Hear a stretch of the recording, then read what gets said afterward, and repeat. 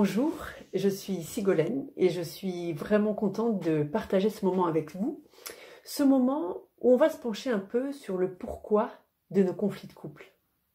Alors quand j'arrive dans mon couple, dans mon mariage, dans ma relation amoureuse, j'arrive avec toute la beauté de ma personne et j'arrive aussi avec les bleus de mon histoire. Des bleus qui sont des blessures qui ne sont pas forcément cicatrisées quand j'arrive dans ma relation amoureuse.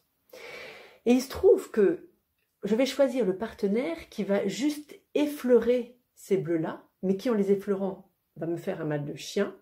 Et je vais avoir des réactions complètement disproportionnées par rapport à ce qui s'est passé. Donc en fait, ce qu'il faut vraiment comprendre, c'est que je vais choisir un partenaire qui va réactiver, sans le savoir, mes blessures les plus profondes. Et je le choisis parce que je veux guérir de ces blessures. C'est pas pour rien que je le choisis. Alors, pourquoi est-ce qu'on en arrive là ? Pour comprendre, on va se pencher sur le cerveau en trois parties de MacLean. Le cerveau en trois parties, il y a d'abord le reptilien, qui est le cerveau le plus ancien, qui est le cerveau chargé d'abord de ma survie.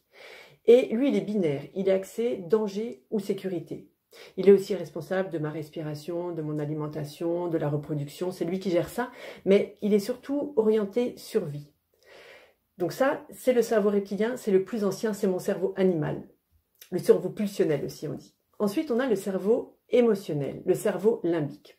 Dans le cerveau limbique, il y a mes mémoires affectives, il y a le centre de mes souvenirs, et c'est un lieu qui va être souvent activé par mon partenaire. Au cœur du cerveau limbique, on a une petite chose, un petit noyau de cerise qui s'appelle l'amygdale, qui est très importante parce qu'elle gère la peur. Et quand il y a du danger, elle s'emballe. On verra ce qui se passe après. Donc voilà, ça c'est le cerveau limbique, le cerveau qu'on appelle le cerveau émotionnel. Et enfin, on a ce qu'on appelle le cerveau intelligent, le cortex et le néocortex, le plus récent, qui nous caractérise dans notre humanité. On pourrait dire le cerveau qui analyse, qui prend des décisions, qui est capable d'avoir du recul, qui a de l'empathie aussi, qui a de la logique.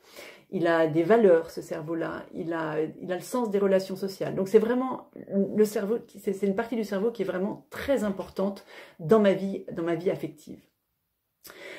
Alors, si je suis en sécurité avec toi, quand c'est fluide, que je me sens pas du tout agressée, à ce moment-là, tout va bien, je régule mes émotions, on passe des bons moments, la relation, ça circule, il n'y a pas de problème.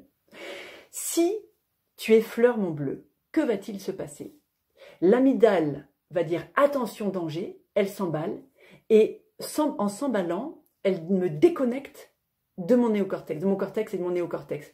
Donc je ne suis plus en capacité de réfléchir parce que le cerveau reptilien qui est en mode survie va vraiment être axé sur ma survie. Donc, quand je me sens agressée, je passe en mode combat, en mode fuite, en mode immobilisation ou en mode soumission.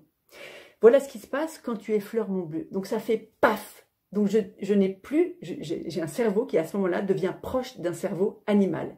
Alors, je vais devenir un rhinocéros qui te fonce dessus, ou alors je vais devenir un roquet qui t'aboie dessus, ou alors je vais devenir une tortue qui dit plus rien, qui s'écrase, parce qu'elle a peur, elle se sent en insécurité. Et certains, dans les réflexes de combat, vont avoir des réflexes de combat, une énergie qui sort, et d'autres vont plutôt avoir une énergie qui rentre.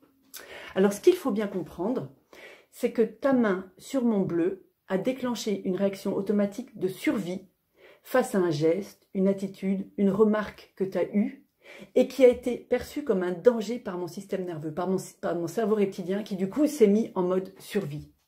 Et en fait, c'est comme si ma balance qui pesait le danger était déréglée, comme si elle était décalibrée en raison de mon histoire.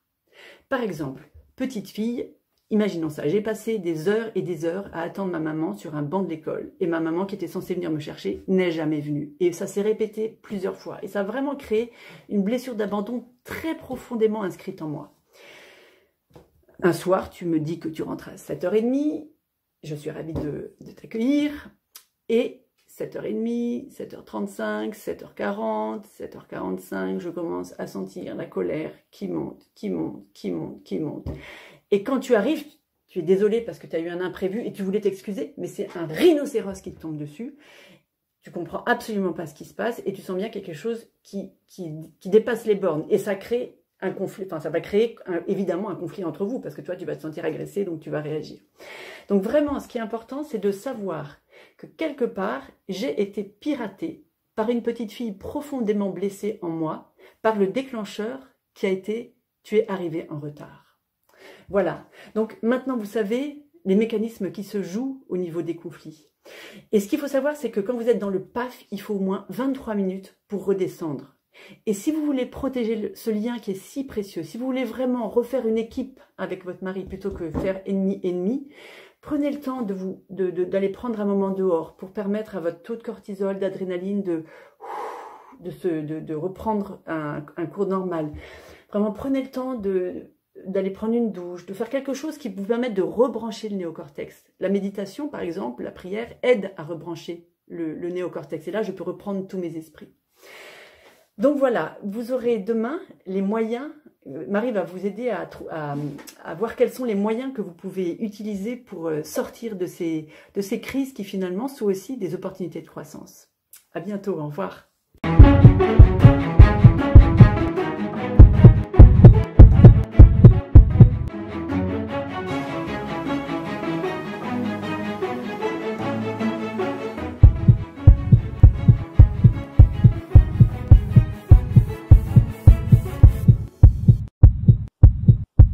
Psaume 89.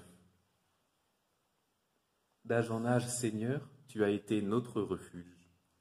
Avant que naissent les montagnes, que tu enfantes la terre et le monde, de toujours à toujours, toi, tu es Dieu. Tu fais retourner l'homme à la poussière. Tu as dit, retournez, fils d'Adam. À tes yeux, 1000 ans sont comme hier. C'est un jour qui s'en va, une heure dans la nuit. Tu les as balayés, ce n'est qu'un songe. Dès le matin, c'est une herbe changeante. Elle fleurit le matin, elle change. Le soir, elle est fanée, desséchée. Nous voici anéantis par ta colère. Ta fureur nous épouvante. Tu étales nos fautes devant toi, nos secrets à la lumière de ta face. Sous tes fureurs, tous nos jours s'enfuient, nos années s'évanouissent dans un souffle. Le nombre de nos années, 70, 80 pour les plus vigoureux. Leur plus grand nombre n'est que peine et misère. Elles s'enfuient, nous nous envolons. Qui comprendra la force de ta colère? Qui peut t'adorer dans tes fureurs? Apprends-nous la vraie mesure de nos jours, que nos cœurs pénètrent la sagesse. Reviens, Seigneur, pourquoi tarder? Ravise-toi par égard pour tes serviteurs. Rassasie-nous de ton amour au matin, que nous passions nos jours dans la joie et les chants. Rends-nous en joie tes jours de châtiment et les années où nous connaissions le malheur. Fais connaître ton œuvre à tes serviteurs et ta splendeur à leurs fils. Que vienne sur nous la douceur du Seigneur notre Dieu. Consolide pour nous l'ouvrage de nos mains. Oui, consolide l'ouvrage de nos mains. Gloire au Père et au Fils et au Saint-Esprit, pour les siècles des siècles. Amen.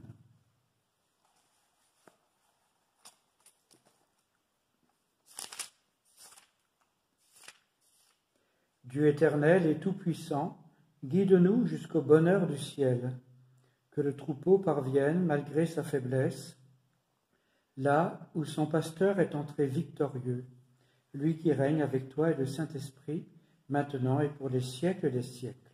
Amen.